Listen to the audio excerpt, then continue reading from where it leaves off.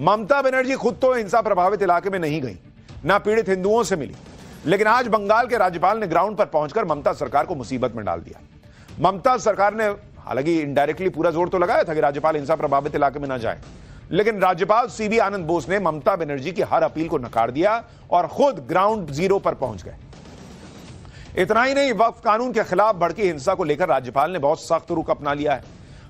राज्यपाल ने यहां तक कह दिया कि बंगाल की सड़कों पर कई जगहों पर मौत का तांडव चल रहा है। तो ये जो आप मौत का तांडव शब्द सुन रहे थे अभी तक, वो हम नहीं कह रहे हैं, ये बंगाल के राज्यपाल कह रहे हैं कि बंगाल में कई जगहों पर सड़कों पर मौत का तांडव चल रहा है। बंगाल के राज्यपाल के इतना सख्त रुख के बाद अब ये सवाल उठ रहे हैं कि क्या ममता सरकार का उल्टा काउंटडाउन शुरू हो गया है? क्या राज्यपाल बंगाल में राष्ट्रपति शासन लगाने की सिफारिश कर देंगे? क्योंकि राज्यपाल खुद ही कह रहे हैं कि वो ग्राउंड पर उतरकर जो हालत देख रहे हैं उसे लेकर एक एक्शन प्लान बनाएंगे। सवाल यह है कि राज्यपाल बंगाल में ममता सरकार के खिलाफ रिपोर्ट तैयार कर केंद्र को भेजने वाले हैं क्या? राज्यपाल के ग्राउंड पर उतरने से ममता बनर्जी की मुश्किलें इसलिए भी बढ़ गई हैं क्योंकि अब तक ममता बनर्जी वहां गई ही नहीं। अब सवाल तो उठेंगे ही कि भाई राज्यपाल जा सकते हैं, मुख्यमंत्री नहीं जा सकती। बंगाल के हिंसा प्रभावित इलाकों में राज्यपाल ने क्या देख लिया जो प्रेसिडेंट रूल लगवा सकता है क्या? वक्फ कानून के विवाद में कैसे बांग्लादेश कूद पड़ा मुसलमानों को भड़काने? कैसे all India Muslim personal law board के सदस्य वक्फ कानून पर फिर से भड़काऊ बयानबाजी करने लगे हैं? कैसे मुर्शिदाबाद में हिंदू घरों पर निशान लगाकर उन्हें टारगेट किया गया? यह सब आपको बताऊंगा, लेकिन पहले जरा देखिए क्या कुछ हुआ है। बंगाल में वक्फ कानून के नाम पर जिस तरह की हिंसा हुई, हिंदुओं पर हमले किए गए, हिंदुओं के घरों को जला दिया गया, वो सामान्य बात नहीं है बॉस। वक्फ संशोधन कानून के विरोध में लगातार भड़काऊ बयान दिए जा रहे हैं। हैरान करने वाली बात तो यह है कि भारत के कानून के विरोध में बांग्लादेश में प्रोटेस्ट हो रहा है, बांग्लादेश में। और यही पीएम मोदी के लिए बड़ी चुनौती भी है। पहली चुनौती तो वक्फ के नाम पर मुसलमानों को भड़काते मौलाना है जो गृह युद्ध की धमकी तक दे रहे हैं, जिनको सुप्रीम कोर्ट से ज्यादा भरोसा शरीयत पर है, जो ये कह रहे हैं कि अगर सुप्रीम कोर्ट से हक में फैसला नहीं आया तो शरीयत के हिसाब से काम किया जाएगा। दूसरी तरफ बांग्लादेश है जो भारत के मुसलमानों के कंधे पर बंदूक रखकर सरकार पर निशाना साध रहा है और पाकिस्तान की भाषा बोलने लगा है। बांग्लादेश का कहना है कि भारत सरकार भारत के मुसलमानों की रक्षा करे। ओ भैया, तुमसे वहां हिंदू नहीं संभल रहे, यहां मुसलमानों के साथ क्या हो गया भाई? गजब है बॉस। बांग्लादेश अपने हिंदुओं को बचा नहीं पा रहा है, भारत के अल्पसंख्यकों पर ज्ञान दे रहा है। क्या हुआ मुसलमानों के साथ भाई? घर छोड़ के तो हिंदू जा रहा है, वो भी तब जब बंगाल हिंसा में हिंदुओं को टारगेट करके हमला किया जा रहा है तो बांग्लादेश जो है वहां से बैठे बैठे आग लगा रहा है, पिन मार रहा है। वक्फ संशोधन कानून के खिलाफ मुसलमानों को भड़काने वाले मौलानाओं के बारे में आगे बताऊंगा। पहले जरा बांग्लादेश के बारे में सुनिए कैसे उछल रहा है और कैसे नरेंद्र मोदी की सरकार ने उसको सेट किया। बांग्लादेश की सरकार के प्रमुख मोहम्मद यूनुस के प्रेस सेक्रेटरी शफीकुल आलम ने कहा है कि बांग्लादेश सरकार ने मुसलमानों पर हमलों की निंदा की है जिससे जान माल का नुकसान हुआ है। हम भारत और पश्चिम बंगाल सरकार से अल्पसंख्यक मुस्लिम आबादी की पूरी तरह से सुरक्षा के लिए सभी कदम उठाने का आग्रह करते हैं। इसी के साथ पश्चिम बंगाल के मुर्शिदाबाद में हुई हिंसा में बांग्लादेश की भूमिका होने से उन्होंने इनकार किया। यानी आप देखिए कि बांग्लादेश जो इत्तू सा देश है, आज की डेट में आजाद है तो भारत की वजह से है, वो अपने घर में अल्पसंख्यक हिंदुओं के खिलाफ हिंसा रोक नहीं पा रहा। जो कट्टरपंथियों की गिरफ्त में खुद है वो भारत को ज्ञान दे रहा है कि यहां अल्पसंख्यकों को, मुसलमानों को बचाइए। किससे बचाएं भाई?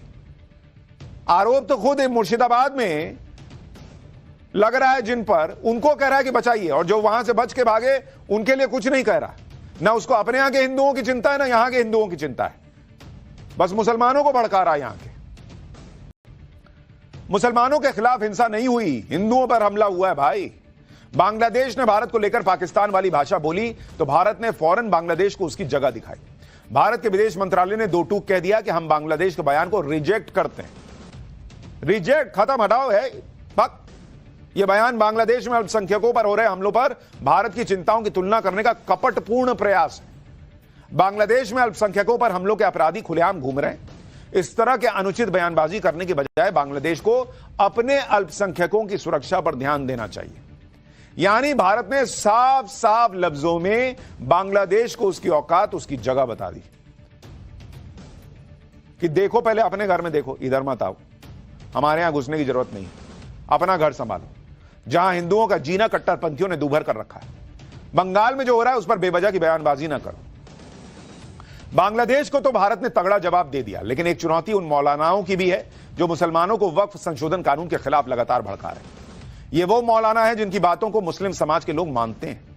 इन मौलानाओं का काम तो यह होना चाहिए था कि वो शांति के साथ प्रोटेस्ट की बात करें। जब मामला सुप्रीम कोर्ट में है ही तो भड़काऊ बयान देने का क्या मतलब?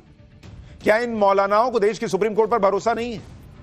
और अगर सुप्रीम कोर्ट से विपरीत फैसला आ जाएगा तो क्या हिंसा कर दीजिएगा? क्यों ये मौलाना कह रहे हैं कि देश में गृह युद्ध के आसार दिख रहे हैं, सरकार को लक्ष्मण रेखा पार नहीं करनी चाहिए, नहीं तो देश को बहुत ज्यादा नुकसान हो जाएगा? धमकी देना नहीं है ये सब। इस तरह की बातें करना विरोध की नहीं बल्कि धमकी की भाषा होती है। सुनिए इंडियन यूनियन मुस्लिम लीग के मौलाना कौसर हयात को, वो भाई साहब किस अंदाज में सरकार को धमकी दे रहे हैं, सुनिए, आप देखिए, खुद देखिए।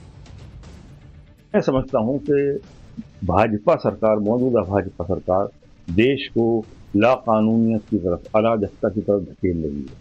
इसमें गृह युद्ध के चरम आसार हैं। मैं हुकूमत को चेतावनी देना चाहता हूं कि अपनी लक्ष्मण रेखा से बाहर ना जाए, वो दूसरों को लक्ष्मण रेखा ना बताएं, बल्कि हुकूमत खुद अपनी लक्ष्मण रेखा बताए कि क्या है और क्या उसकी लक्ष्मण रेखा है, उसे समझने की कोशिश करे और उस लक्ष्मण रेखा से बाहर ना जाए, वरना देश का बहुत ज्यादा नुकसान हो जाएगा। गजब ही हो रखा है, सब कुछ तुम्हारे हिसाब से हो तो ठीक है, तो संविधान सुरक्षित है, लोकतंत्र जिंदा है, और मन का नहीं होगा तो सीधा सरकार को धमकी दे रहे हैं लोग कि देश में सिविल वॉर हो जाएगा, देश का बड़ा नुकसान हो जाएगा। अभी तक वक्फ का जो कानून है, जिस हिसाब से चल रहा था कि जहां उंगली रखी तुम्हारी हो गई जमीन, ये वाला हिसाब चल रहा था, तो देश का क्या भला कर दिए भाई? मुसलमानों का क्या भला कर दिए, इतना बता दो ना।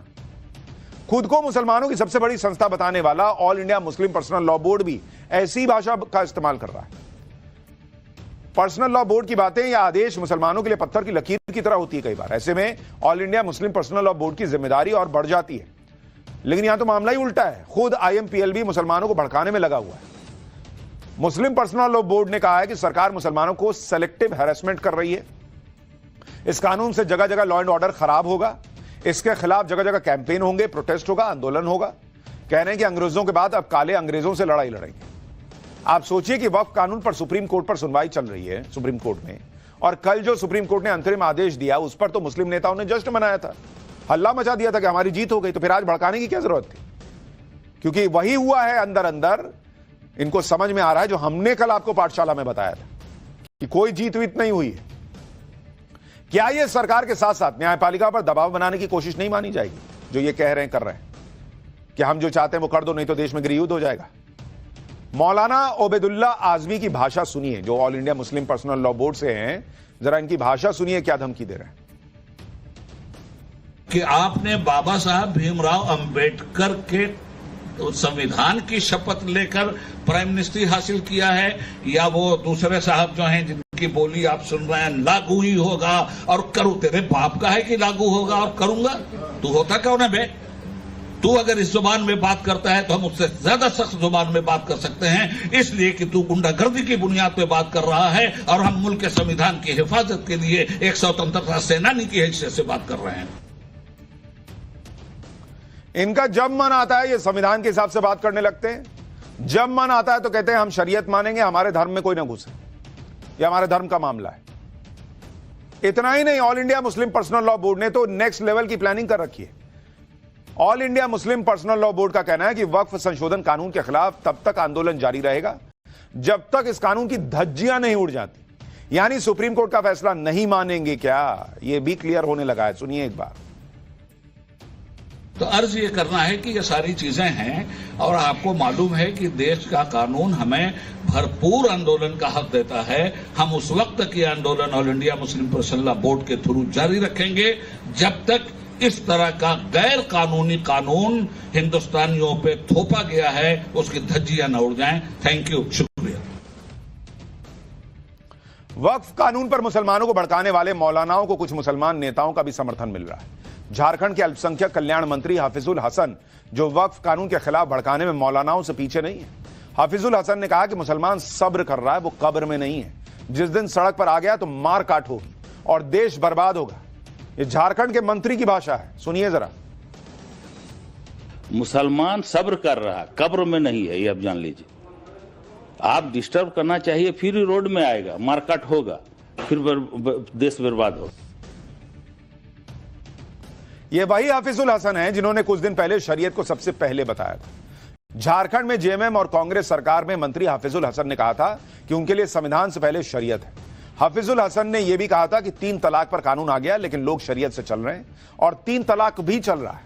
संविधान से शरीयत वाले बयान पर बवाल मचा तो हाफिजुल हसन ने बाद में सफाई दी, उनके लिए संविधान सबसे पहले है। सुनिए पहले क्या बोल रहे थे।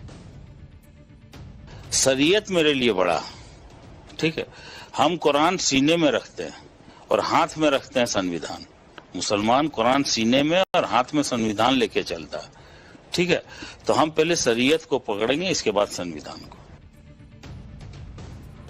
एक तरफ मुसलमानों को मौलाना और नेता भड़का रहे हैं, दूसरी तरफ हिंदू धर्मगुरु भी मैदान में आ गए। द्वारका पीठ के शंकराचार्य स्वामी सदानंद सरस्वती का कहना है कि वक्फ बोर्ड को ही खत्म कर देना चाहिए। अगर ऐसा नहीं होता है तो हिंदुओं के लिए भी सनातन बोर्ड या संस्था बन जानी चाहिए। सुनिए शंकराचार्य स्वामी सदानंद सरस्वती को। लोग तो समाप्त करना ही चाहते थे, हम लोगों का तो प्रयास ये था कि समाप्त होना चाहिए। समाप्त नहीं होता है तो हिंदुओं का, सनातन धर्मावलंबियों का भी संस्थान होना चाहिए, ट्रस्ट होना चाहिए, बोर्ड होना चाहिए। लगभग 4 लाख मंदिर हैं, वो सरकार के अधीनस्थ हैं। कौन सी मस्जिद ऐसी है देश में जिसका शासन सरकार करती है, जिसका संचालन सरकार करती है? ये पक्षपात पूर्वक निर्णय क्यों लिया जाता है हिंदुओं के विरुद्ध ही? यानी कुल मिलाकर माहौल यह बन गया है कि वक्फ कानून से मुसलमानों के हक छीन लिए जाएंगे। दूसरी तरफ बीजेपी मुसलमानों में वक्फ संशोधन कानून के प्रति जागरूकता बढ़ाने के लिए वर्कशॉप आयोजित कर रही है। जो काम मौलानाओं को करना चाहिए वो बीजेपी कर रही है। देहरादून में बीजेपी ने वक्फ रिफॉर्म जन जागरण अभियान नाम से वर्कशॉप का आयोजन किया, जिसमें मुख्यमंत्री पुष्कर सिंह धामी भी शामिल हुए। सीएम धामी ने कहा कि वक्फ संशोधन से सुनिश्चित किया जाएगा कि वक्फ का उपयोग गरीब, पसमानदा भाइयों और मुस्लिम बहनों के कल्याण में हो।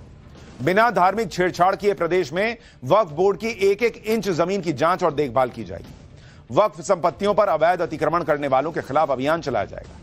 यही बात संसद में गृह मंत्री ने भी कही थी। यही बात उत्तराखंड के मुख्यमंत्री भी कह रहे हैं। लेकिन मौलानाओं और all India Muslim personal law board को तो अपना भड़काऊ नैरेटिव सेट करना है।